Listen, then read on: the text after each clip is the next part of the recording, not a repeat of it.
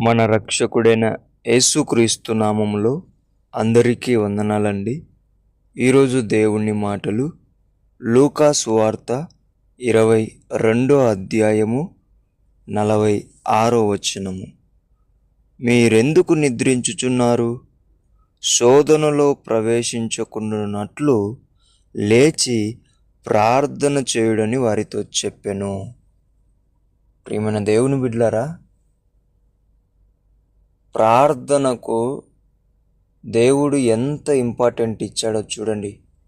ఈ మాట స్వయాన ప్రభువు, మన రక్షకుడైన ప్రభువు పలికిన మాట. ఈ మాట ఎవరితో? ఈ దేశాన్ని కదిలించిన శిష్యులతో చెప్పిన మాట. ఈ మాట చూడండి దేవుని బిడ్డలారా, ఏ మాటనో. మనము శోధనలో పడిపోకోకుండా ఉండాలి అంటే ఏం చేయాలంట?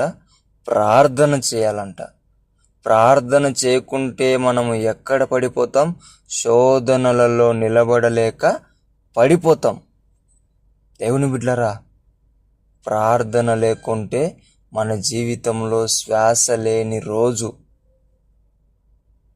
ప్రార్థన లేని జీవితం ఒక అంధకారం.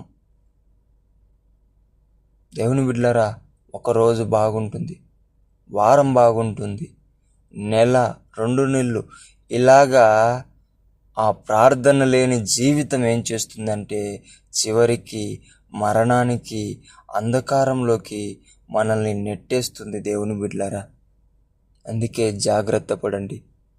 శిష్యులలాగా నిద్రిస్తూ ఉంటున్నారేమో, ఏమీ కాదులే అని చెప్పి జాగ్రత్త పడి ఇప్పటికైనా మెలకువ కలిగి ప్రార్థించడం నేర్చుకోండి.